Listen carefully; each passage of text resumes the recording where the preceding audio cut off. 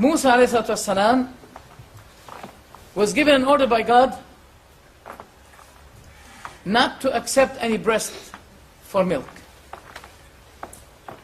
But Musa was thirsty and hungry. So the wife of Pharaoh was trying to find any suckling, what do you call it? Any woman that can feed the baby, and he refused. Then, as the sister of Musa was chasing him, tracking him, tracing him, she said to the people, shall I guide you to Ahli Baytin? يَكْفُلُونَهُ لَكُمْ. They will sponsor him for you. وَهُمْ لَهُ نَاصِحُونَ Ahli Baytin. Then, Allah said, then we returned him to his mother. Second time, God is mentioning the word Ahlul Bayt, and a wife is concerned. Okay. The third one, the verse starts like this: وَقَرْنَ فِي بُيُوتِكُنْ, and remain in your houses. وَلَا تَبَرَّجْنَ تَبَرُّجَ الْجَاهِلِيَّةِ الْأُولَى, and do not, wear just like the ignorant way of dressing. وَأَقِمْنَا الصَّلَاةِ, and establish the prayer. وَآتِينَا الزَّكَاةِ, and pay the charity. وَأَطِعْنَا اللَّهَ وَرَسُولَهُ, and obey Allah and His Messenger. All of this in one verse. Now the verse did not finish. إِنَّمَا يُرِيدُ اللَّهُ يُذْهِبَ عَنكُمُ الرِّجْسَ أَهْلَ الْبَيْتِ. It's all in one verse. Therefore we believe that Aisha and Hussain are Ahlul Bayt. When the Shia mention the word Ahlul Bayt, they exclude the wives of the Prophet, and they include only the sons. But when we observe the word Ahlul Bayt, we include the wives of the Prophet and the sons of the Prophet. Both.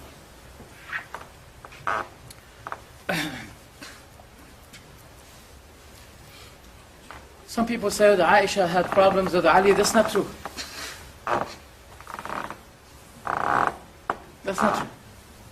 There's no problem between Aisha and Ali. May Allah be pleased with both. Allah the Almighty says in the Quran, النبي أولى بالمؤمنين من أنفسهم. The Prophet is closer to the believers than their own souls. وأزواجه أمهاتهم. And the wives of the prophets are the mothers of the believers. And this is the motherhood of honor. The motherhood of honor and dignity. Some Shia believe that the verse means by this that they're not allowed to marry someone after the Prophet's death. This is the meaning of the mothers of the believers. Which is not true. Which is not true. Why? Because the Prophet, anyone who is not allowed for you to marry, does she become your mother? I mean, your sister. You're not allowed to marry your sister. Do you call your sister mother, your mother? Because you're not allowed to marry her. It's not reasonable. It doesn't make sense. And many Shia scholars, they confessed that this is the motherhood of honor and dignity. They had to, because, sometimes the word mother, I know that Saddam Hussein used it recently. The mother of the war, the mother of the battles. But in the Quran, the word mother is mentioned what? As a motherhood of dignity and honor. Such as, Ummul Qura, what does it mean? Mecca is the mother of all the villages, all the cities. What is that kind of motherhood? Honor and dignity. Al-Fatiha is the Ummul Kitab, the mother of the book. Now here I want you to be very attentive to me. A very strong evidence I can use with this verse. I thought there's a board. Oh. Can we use it? Doesn't matter. Be with me, please. The Prophet is closer to the believers than their own souls. The believers here, men and women, or only men? Huh? Both, thank you. Okay. وَأَزْوَاجُهُ أُمَّهَاتُهُمْ. And the wives of the prophets are the mothers of the believers. Men and women, or only men? Allahu Akbar. Very clear. Because they say it means the men only. How come? We are still in the context. The verse says that the Prophet is closer to the believers, that means men and women, than their own souls. And the verse did not finish. وَأَزْوَاجُهُ, and his wives, أُمَّهَاتُهُم, their mothers. The wives of the prophets are their mothers. So their mothers, the mothers of who?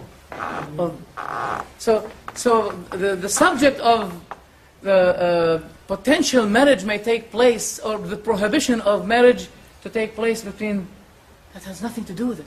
And it's out of the context. God was not talking about whom you're allowed to marry and whom you're not allowed to marry. The subject is not about that. The context is about the honor and the dignity. And this is very important for you to use as a big evidence against those who may say anything wrong against Aisha radiallahu anha. If someone speaks against your wife and slander your wife, you won't be accepting it. You won't like it, because it will be a slandering to yourself. And we hold this, that this is against the Prophet Muhammad ﷺ when someone slanders his wives. How much time we still have? How much time we still have? 20 minutes. What about questions and answers? Questions and answers? Okay. For the time being, please, if you have any question, prepare your question, whether you write it or you put it in your mind. Please. Because I want you to have the chance to ask any question. And the question that should be asked in a very civilized way.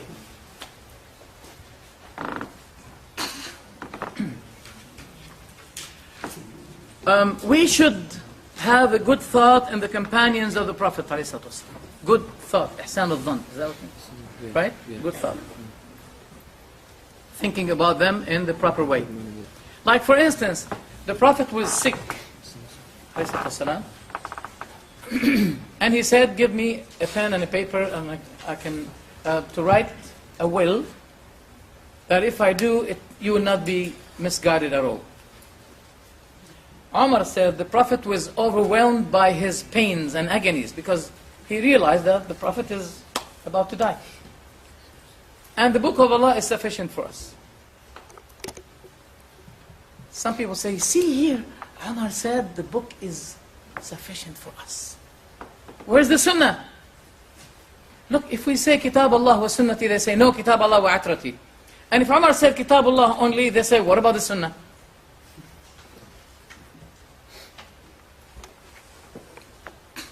Should we be saying, for example, Umar was conspiring against the Prophet? Or should we say that Umar was really very much concerned about the Prophet's physical being? If you say the first one, conspiring against the Prophet, we say, but what Ali's attitude towards Umar doesn't make us believe so, because he called his son Umar, and his son Umar died with Hussain in Karbala, by the way. And the books of the Shia confessed it. And he gave him his daughter, Kulthum. And he gave him bay'ah, a pledge, bay'ah, you know the meaning of bay'ah, that I obey you, you are my leader. 3 things. It compels us to think in Umar the best way. Since Ali did it, are you better than him? You're not better than Ali. And if you follow the way of Ali, note here that the Shia always use the word Ali ma'al Quran wal Quran ma'ali. Ali is with the Quran and the Quran is with Ali. Okay, was Ali with the Quran when he gave his daughter to Umar? When he called his son Umar? They say that Umar is the son of, Bitch. But that would be a slander against Ali, who gave him his daughter. I mean, if you know someone that he is son of, etc., would you give him your daughter? So why Ali did? They said Ali was forced. Oh, where's the evidence?